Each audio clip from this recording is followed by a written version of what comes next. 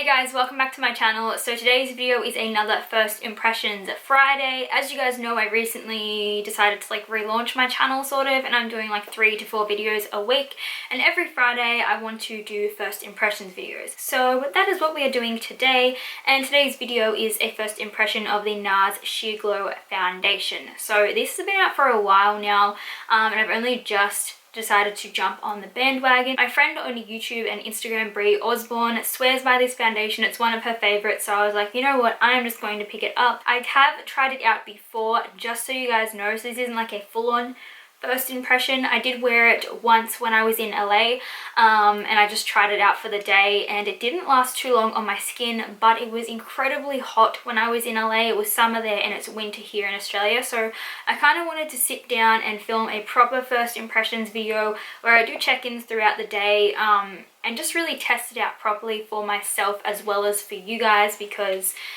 I didn't really get to pay attention to how it was wearing on my skin, if you guys get what I mean. And it was like a different climate to what we have in Australia. So I'm just going to jump on the website for you guys and give you a little bit of insight to what this foundation claims. So basically it says it is a glowing satin finish foundation with sheer and buildable coverage. The Sheer Glow foundation enhances without masking your overall natural complexion. The weightless formula hydrates the skin, while the complexion brightening properties improve skin brightness, radiance and texture, leaving skin with a luminous, sensual glow, suitable for normal to dry and very dry skin types. So I have fairly normal skin. I do get a little bit oily throughout the day, but I would say that I do fall under the normal category. So I'm interested to see how this goes. So this foundation retails for $67 Australian and $45 US.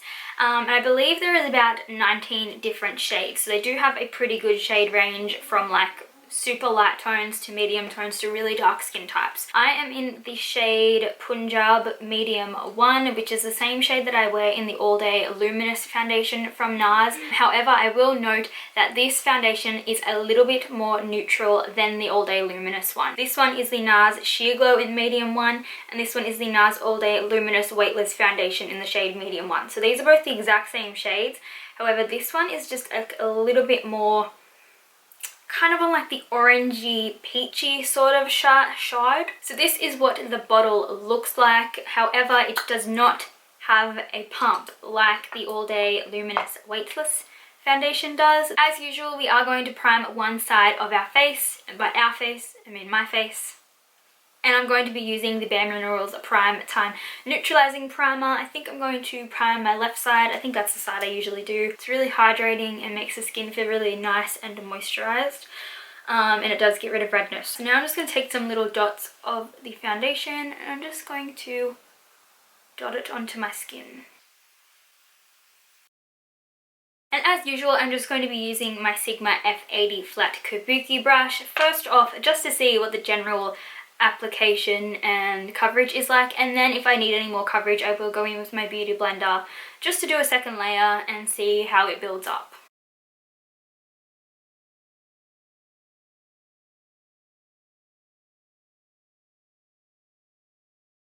So it actually blended out really nicely on the non-primed side.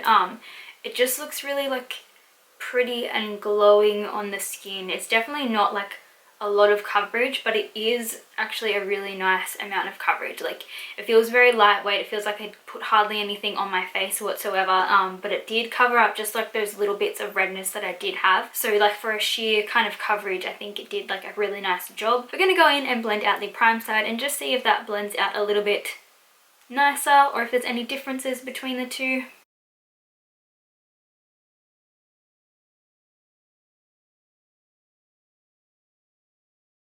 So that is what the both sides look like when they're blended out. I will say this side was a little bit easier to blend and it was a lot quicker. However, the coverage is a lot sheerer than the non-primed side, as you guys can see. Just on my cheek there's a lot of redness coming through, and this side was dragging just a tiny little bit, and it felt a little bit dry to kind of blend it out, if that makes sense. Probably just because my face is dry, but this side I feel it did really, my skin kind of sucked the coverage and like really stuck it to the face.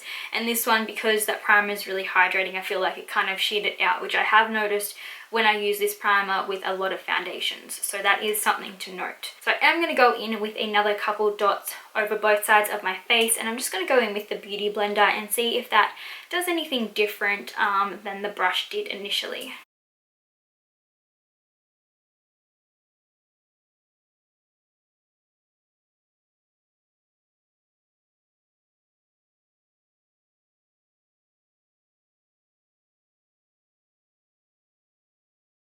So this is what the foundation looks like with 2 layers spread out over the skin with both a brush and a Beauty Blender. I think I like the Beauty Blender better. However, I'm not too sure because I always go in with my Sigma brush first and then my Beauty Blender regardless of what foundation that I'm using. So we'll just have to keep trying it out and let you guys know my favorite way of applying it. But I feel like the second layer went on really nicely, and it just like helped cover up those initial little patches of redness that I do have on my skin, because I do have a lot of redness coming through.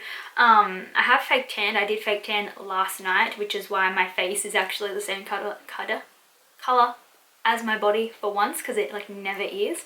And I think this foundation color is like a perfect match for my fake tan. I wear the ultra dark in the Loving Tan mousses, and I just feel like it's like an absolutely perfect match. So I'm really happy that I went with that shade. So I actually think the coverage is really nice so far. For like a sheer coverage foundation, I actually think this is quite medium to buildable coverage in my opinion. But I did note in my last first impressions video, which I only filmed just the other day for you guys, I am having a very good skin week currently. So that might be why I'm only needing like a little bit of coverage just recently. I will say I think that this side is still covered a little bit nicer than this side, so I probably am going to go in and just add like a little bit more coverage right here. I do have like a bit of redness on my cheeks, just like in a little triangle kind of thing. And yeah, I think that's all I'm going to do. I'm just going to go in and try and cover that up a little bit more. Okay, so I actually ended up going in with another thin layer over my entire face, just because I wanted to see how much of a coverage we could kind of build it up to. So you can still see the redness coming through. I did try and cover that up a little bit more, however it was a little bit hard. So I would say you can either have this foundation really light if you just use a Beauty Blender initially. However, you can build it up to like a nice medium coverage, but you will still have a little bit of skin peeking through. I don't really have a lot of dryness on my forehead, however it's kind of making it look like I have quite dry skin. But this could be because I did my fake tan last night, and everyone knows that Loving Tan can be quite drying on your skin, so that could be why. I do have that problem with the Nars All Day Weightless Foundation as well. Kind of just clings to my dry patches a little bit, looks like a little bit powdery in a sense. So yeah, I will let you guys know how that goes throughout the day. It is clinging to my dry patches on my chin right here. I always get this weird rash if I use skincare that's a little bit too harsh for my skin, and I used something on my skin that was just a little bit too harsh. Well, I didn't use something that was too harsh. I used a product excessively and it kind of dried out my chin a little bit here. So I have you guys zoomed in really close to my face. I just want to show you guys what it looks like close up. It's actually really flattering on the skin. It kind of blended out all my blemishes and little bumps. Like my face does not look textured whatsoever, and it just looks really pretty. And I think it did say in the description online that it helps with texture and that sort of thing, so I do agree with that so far. It does look really pretty and luminous on the skin, and I would say it's more of like a natural radiant kind of finish than anything else. So yeah, I'm really liking this so far. It looks really pretty. So it is currently 1:29 p.m. I'm going to finish the rest of my makeup because I'm filming a tutorial for you guys, and then I have another video to film. I'm going to film a haul video which is going up today, and then I've got to do my washing and lots of stuff. So I'm going to be a busy little bee today, getting a lot of stuff done. So I will keep checking in with you guys, letting you guys know my thoughts. But so far I really like the coverage, and I think it looks like a really pretty foundation. Like I'm really liking it so far, other than the fact that it's sticking to my dry patches, and I do wish it was a little bit more full coverage, but other than that it's like perfect. Okay guys, so I'm back and it is now 2:39 in the afternoon. I'm just about to go and have some lunch. I need to eat. I'm like starving, and I need to film another video, and I'm just like so behind on schedule as always because it takes me 10 hours to do anything. But I've had the foundation on for 2 hours now, I think. Did I start at 12:30? I think I did. I don't know. I've had them for, let's just say, 2 hours, give or take.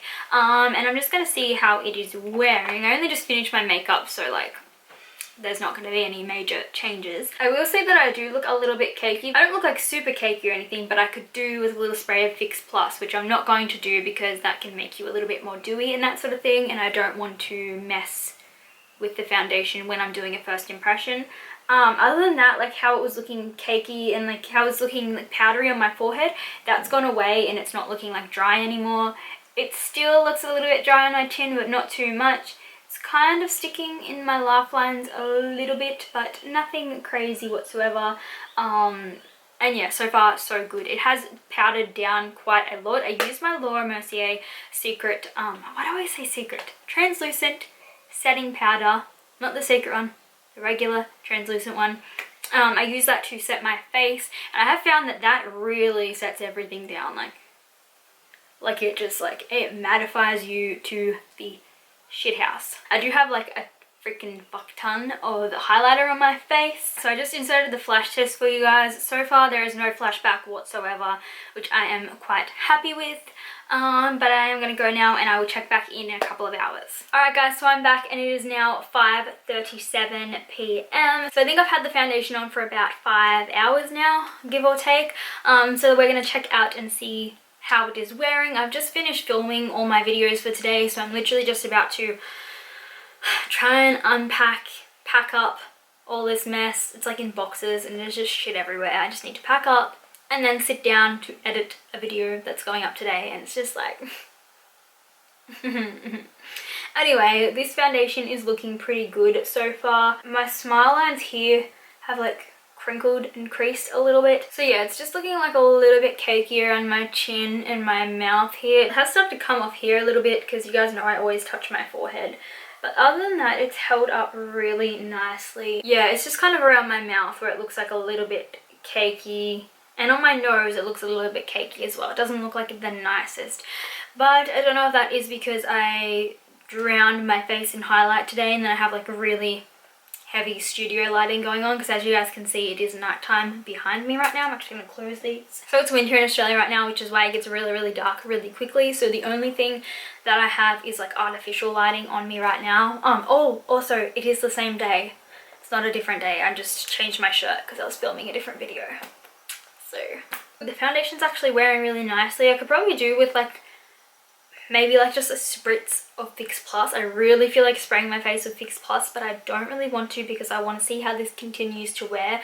And I do think the cakiness is just due to setting it with like a lot of powder and not spraying it with Fix Plus. I'm going to leave it on until Hamish gets here. It's 5:40 now and he will probably be here around 7 or 8 I think.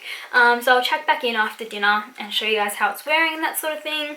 But yeah, so far everything looks pretty a-okay, and I will check back in with you guys soon. Hey guys, so it is now 7:30. I don't have my phone on me, it's out in the lounge room. I can't be bothered to go and get it, but it's 7:30 p.m. I'm just about to sit down and have dinner. Hamish just got here, so I thought I'd just do my last check-in really quick just so I can settle down, finish editing my video, have some dinner, take off all of my makeup, and just give you guys my final thoughts on this foundation. So far it's looking pretty good. I've had the foundation on since 12:30 a.m. so that is like 7 hours I think I've had it on now. The foundation is looking pretty good. It looks a little bit cakey, which I'm not like too happy about. Like on my nose and stuff it just looks like a little bit shiny and dewy. The corners of my mouth, like my smile lines, are like a little bit wrinkly looking, like it's kind of settled into those fine lines. My chin looks really cakey and just like crusty, and yeah, it just looks like a little dry, but overall it still looks pretty good. It's just like those small little fine details that doesn't look like the best. It says it's aimed for dry skin to normal to dry skin and that sort of thing, but I think if anyone had drier skin than I do, like dry patches, it just kind of clung to those and looked like a little bit funny and like funky. So I don't know how you would go if you had like super dry skin with this foundation. I do prefer my L'Oreal Pro Glow foundation. This one is just absolutely amazing, as you guys would have seen in last week's first impression video. So if I were to recommend these two to you guys, like one or the other, I would say go with the Pro Glow because it's just a fuller coverage. The longevity of the foundation was absolutely amazing, and it's so much cheaper. But if you are a luxe kind of girl and you love Nars, I definitely think this is one to pick up. So in comparison to the Nars All Day Luminous Weightless Foundation, I would say I prefer the consistency of this one. It is quite runny, and it was a little bit more dewy on the skin. However, this one's just a little bit more pigmented, so you don't really need as much, and it covers a little bit better. I almost forgot that I had primer on one side of my face and not the other. I always forget that. There's not really any differences between the prime side and the non-prime side, so I don't think that's an issue here. So overall, I really like this foundation. I think it is a really nice glowing luminous foundation. The color was absolutely perfect for my skin tone. The coverage was just enough.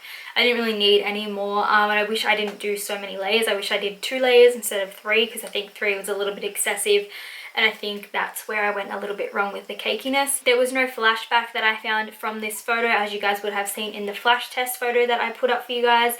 And it does last quite a long time, so it has been on the skin for like 7 hours. So I think that's a pretty good wear for a foundation. I typically don't really wear foundations any longer than 6 to 7 hours anyway. The price point on this foundation is a little bit expensive, but it is Nars, so Nars foundations are always quite expensive. Anything Nars is pretty expensive, but like I said before, I would recommend the L'Oreal Pro Glow over the Nars foundation. And I think there are a lot of foundations that you can get from the drugstore and high-end stores like Sephora and stuff that are a little bit better than this foundation, but I do really think that this is a good foundation. So I do have quite a few foundations ranging from like drugstore to high-end on rotation, and that is going to make its way in there. So it is a really good foundation, and I do recommend it for you guys.